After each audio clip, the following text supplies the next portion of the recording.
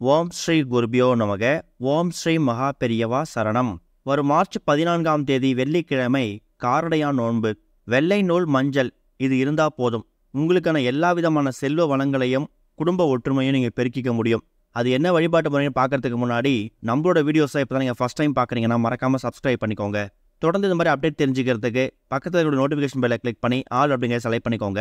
இப்போ காரடையான் நோன்பு அன்னைக்கு என்ன விஷயம், என்ன பரிகாரம் செய்ய போகிறோம் அப்படிங்கிற பற்றி தெளிவாக தெரிஞ்சுக்கலாம்.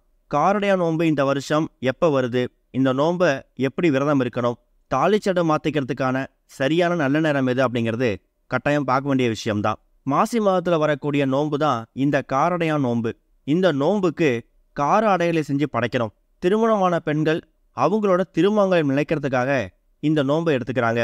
அதே மாதிரி குடும்பம் செல்வ செழிப்போடு இருப்பதற்காகவும் இந்த விரதம் முக்கியமான ஒரு விரதம். இந்த விரதத்தை சாவித்திரி நோன்பு அப்படிங்கிற மாதிரியும் அழைக்கலாம். இது மாசி மாதம் முடிஞ்சு பங்குனி தொடங்கக்கூடிய நாளில் கடைபிடிக்கக்கூடிய அற்புதமான விரத தினம். இந்த ஒரு நோன்பு தமிழகம் மட்டும் இல்லாமல் இந்தியா முழுக்க, இன்னொரு பக்கம் வெளிநாட்டில் இருக்கக்கூடிய பல பெண்களும் கடைபிடிக்கிறாங்க. அதாவது சாவித்திரி தன்னோட கணவர் சத்யவானை யமன்கிட்ட இருந்து மீட்டதா வரலாறு இருக்கு. இதுக்காக சாவித்திரி மேற்கொண்ட விரதம் தான் இந்த ஒரு காரடையான் நோன்பு விரதம். காட்டில் இருந்த சாவித்திரி தன்னோட கணவரோட ஆயுள் நீண்டு இருக்கணும் அப்படிங்கிறதுக்காக பராசக்தி கிட்ட பிரார்த்தனை பண்ணி நோன்பு இருந்திருக்காங்க. அதுதான் காரடையான் நோன்பு. இந்த விரதத்தை சாவித்திரி காட்டில் இருக்கும்போது அங்கே கிடைக்கக்கூடிய பொருட்களை வைத்து கார அடை செய்து அம்பாளுக்கு படையிலிட்டு வழிபட்டாங்க. உருகாத வெண்ணையும் ஓர் அடையையும் நோற்று உனக்கு நான் வைத்தேன், என்னாலும் என் கணவர் என்னை விட்டு நீங்காத அருள் தருவாய். இந்த மாதிரி ஒரு விஷயத்த சொல்லி சாவித்திரி தன்னோட கணவர் சத்யவானை மீட்டு தரும்படி பராசக்தி தாயார்கிட்ட விரதம் இருந்திருக்காங்க. இதனால தான் இன்னைய வரைக்கும் காரடையான் நோன்பு அன்னைக்கு கார அடையை தயார் செய்து வழிபாடு செய்கிறாங்க. அந்த வகையில் இந்த வருடம் மார்ச் 14ஆம் தேதி வெள்ளிக்கிழமை அன்னைக்கு இந்த காரடையான் நோன்பு வருது.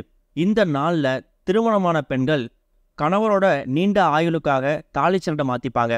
திருமணமாகாத பெண்கள் கைகள்லையும் கழுத்துலையும் மஞ்சள் நிற நோன்பு கயிறை கட்டிக்கிறதால கூடிய சீக்கிரம் திருமணம் வரணும் அமையும் அப்படிங்கிறது பெரிய நம்பிக்கை. காரடையான் நோன்பு மார்ச் 14ஆம் தேதி காலை சூரிய உதயத்தப்ப தொடங்கி சூரிய அஸ்தமனம் அப்போ முடியும். மார்ச் 14ஆம் தேதி சூரிய உதயம் காலை 6:40 தொடங்குது. அதே மாதிரி சூரிய அஸ்தமனம் மாலை 6:30 மறையுது. இந்த இடைப்பட்ட காலகட்டத்தில் பூஜை செய்து வழிபடலாம். அதுலேயும் குறிப்பாக மாலை 5:30 6 மணி இந்த நேரத்தில் தாலிச்சடம் மாற்றிக்கலாம். நோன்பு கயிறையும் கழுத்தில் கட்டிக்கலாம். கணவர்கள் மனைவி கார அடை தருவாங்க, அதை அம்பிகையாக நினச்சி வாங்கி சாப்பிட்டு விரதத்தை முடிச்சுக்கலாம். கணவர் வீட்டில் இருந்தால் அவரை வைத்தே தாலிச்சடம் மாற்றிக்கலாம். அதுக்கப்புறம் வீட்டில் இருக்கக்கூடிய பெரியவர்கள்கிட்ட கணவன் மனைவி 2 பேரும் சேர்ந்து ஆசீர்வாதமும் வாங்கிக்கலாம். குடும்ப நலவுக்கு அன்றைய தினம் உங்கள் வீடு பக்கத்தில் இருக்கக்கூடிய கோவிலுக்கு போயிட்டு அம்பாலை வழிபடுறது ரொம்ப முக்கியம். சுமங்கலி பெண்கள் கோவிலுக்கு தனியாக போய் வழிபடாமல் தன்னோட கணவரையும் கூட அழைச்சிட்டு போயிட்டு சிவபெருமானையும் அம்பாலையும் தரிசனம் பண்ணிட்டு வர்றது கூடுதல் விசேஷம். இது போக இப்போ நாம் சொல்லக்கூடிய இந்த வெள்ளை நூல் கண்டு, அப்புறம் அது கூட மஞ்சள் தூள், இதை வைத்து நீங்கள் செய்யக்கூடிய இந்த ஒரு பரிகாரம் இருக்குல்ல, இது உங்களோட கணவரோட நீண்ட ஆயுளை அதிகரிக்கிறது மட்டும் இல்லாமல் உங்கள் குடும்பத்துக்குள்ள இருக்கக்கூடிய ஒற்றுமை அதிகப்படுத்தும், குடும்பத்தோட வளர்ச்சிக்கு வழிவகுக்கும். மார்ச் 14ஆம் தேதி வெள்ளிக்கிழமை அன்றைய தினம் அதிகாலை வேளையிலே பெண்கள் சுத்தபத்தமாக குளிச்சுட்டு பூஜை அறையில் விளக்கேற்றி வச்சுட்டு இந்த விரதத்தை ஆரம்பிக்கலாம். குறிப்பாக பெண்கள் இந்த விரதத்தை எதுவும் சாப்பிடாமல் இருந்து இருக்கிறது உங்கள் விருப்பம்தான். சாப்பிடாமல் விரதம் இருக்கிறது கூடுதல் விசேஷம். ஆனால் இன்றைக்கு சூழ்நிலையில் ஆரோக்கியம் கருதி உங்களோட உடல் சூழ்நிலை எப்படி இருக்குது அப்படிங்கிறத பார்த்துட்டு நீங்கள் உபவாசம் இருக்கலாமா வேணாமா அப்படிங்கிறத நீங்கள் முடிவு பண்ணிக்கலாம்.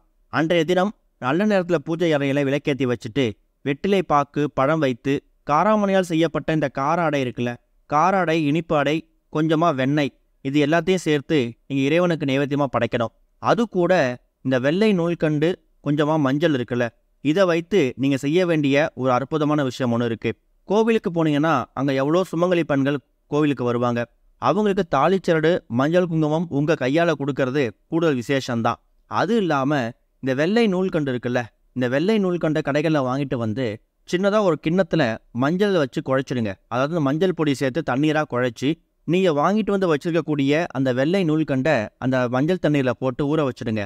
கொஞ்ச நேரத்துக்கு அப்புறமா பார்த்தீங்கன்னா அந்த வெள்ளை நூல்கண்டு மஞ்சள் சரடு, மஞ்சள் நோன்பு கயிறு மாதிரி மாறிடும். அதை ஒரு 11 துண்டுகள் எடுத்துக்கோங்க.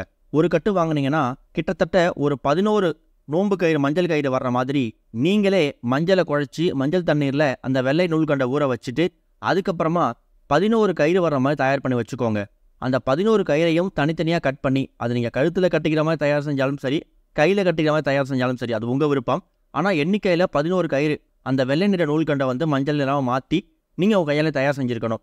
அதுக்கப்புறமா அதில் ஒரு கிழங்கு மஞ்சள் வைக்கணும். அதாவது அந்த குண்டு மஞ்சள்னு சொல்லுவாங்கள்ல, அது கூட கொஞ்சமாக குங்குமம், சின்னதாக பூ, இது எல்லாத்தையும் வைத்து வெற்றிலை பாக்கு, இது மாதிரி 11 எண்ணிக்கையில் நீங்கள் தயார் செய்யணும். வெற்றிலை பாக்கு, அது கூட கொஞ்சமாக குண்டு மஞ்சள், குங்குமம், நீங்கள் தயார் செய்து வைத்திருக்கக்கூடிய இந்த 11 எண்ணிக்கையில் இருக்கக்கூடிய அந்த வெள்ளை நூல் கண்ட மஞ்சள் நிறமாக மாற்றிருக்கீங்களே, அந்த நூலை நீங்கள் சுருட்டி அந்த வெற்றிலை பாக்கு மேலே வச்சுக்கலாம். இது மாதிரி 11 தயார் செய்து கோவிலுக்கு எடுத்துகிட்டு போகணும். கோவிலுக்கு எடுத்துகிட்டு போயிட்டு அங்கே அம்பாள் பாதத்தை வச்சு பூஜை பண்ணிவிட்டு, கோவிலுக்கு வரக்கூடிய சுமங்கலி பெண்கள் 11 நபர்களுக்கு, ரொம்ப அதிகமாக கொடுக்கணும்னு அவசியம் இல்லை எல்லாருக்கும் கொடுத்தாலும் கொடுக்கலாம், அது உங்கள் விருப்பம் தான். கூடுமான அளவுக்கு குறைஞ்சது ஒரு 11 நபர்களுக்காவது வரக்கூடிய சுமங்கலி பெண்களுக்கு உங்கள் கையால் அந்த வெற்றிலை பாக்கு, குங்குமம், குண்டு மஞ்சள், அது கூட நீங்கள் தயார் செய்து வைத்திருக்கக்கூடிய வெள்ளை நிற நூலை மஞ்சளாக மாற்றிருக்கக்கூடிய அந்த நோன்பு கயிறு, இது எல்லாத்தையும் மொத்தமாக எடுத்து 11 சுமங்கலி பெண்களுக்கு கொடுங்க. ஒருவேளை அவங்க உங்களை விட வயசில் அதிகமாக இருக்காங்க, இல்லைனா உங்கள் அம்மா வயசில் இருக்காங்க அப்படின்னா தாராளமாக அவங்க கிட்ட நீங்கள் ஆசீர்வாதமும் வாங்கிக்கலாம். இது கோவிலுக்கு எடுத்துகிட்டு போயிட்டு வழிபடக்கூடிய முறை. ஒருவேளை கோவிலுக்கு போகக்கூடிய சூழ்நிலை வர முடியல அப்படின்னா உங்கள் வீட்லேயே இதே மாதிரி 11 எண்ணிக்கையில், ஒருவேளை சில பேர் நீங்கள் ஃபாரினில் இருக்கலாம், இல்லை சிட்டியில் அப்பார்ட்மெண்ட்டில் இருக்கலாம், கோவிலுக்கு போக முடியாத சுச்சுவேஷனில் ஏற்பட்டிருக்கலாம். அப்படிப்பட்ட நபர்கள் வீட்லேயே அம்பாளுக்கு வந்து பிரார்த்தனை பண்ணிவிட்டு வழிபாடு செஞ்சுட்டு நீங்கள் அந்த 11 எண்ணிக்கையில் இப்போ நம்ம சொன்ன விஷயங்கள் எல்லாத்தையும் தயார் செய்து உங்கள் வீடு பக்கத்தில் உங்கள் அக்கம் பக்கத்தில் இருக்கக்கூடிய நபர்களை, சுமங்கலி பெண்களை வீட்டுக்கு வரவழைத்து அவங்களுக்கு நீங்கள் தயார் செய்து வைத்திருக்கக்கூடிய அந்த வெற்றிலைப்பாகு, குண்டு மஞ்சள், குங்குமம், அது கூட இந்த நோன்பு கயிறு தயார் செய்தது, இது எல்லாத்தையும் வச்சு நீங்கள் அவங்கள்ட்ட ஒருவேளை பெரியவங்களாக இருந்தாங்கன்னா ஆசீர்வாதம் வாங்கிட்டு நீங்கள் அவங்கள்ட்ட கொடுக்கலாம். இது மூலயமா சுமங்கலி பெண்களோட ஆசீர்வாதம் உங்களுக்கு பரிபூர்ணமாக கிடைக்கும். கிட்டத்தட்ட 11 சுமங்கலி பெண்களுக்கு இது மாதிரி நீங்கள் கொடுக்கும்போது உங்கள் வாழ்க்கை மேலோங்கி இருக்கும். வரலட்சுமி விரதம் இருந்த பலன் இந்த ஒரு நாளை நீங்கள் பெற முடியும்.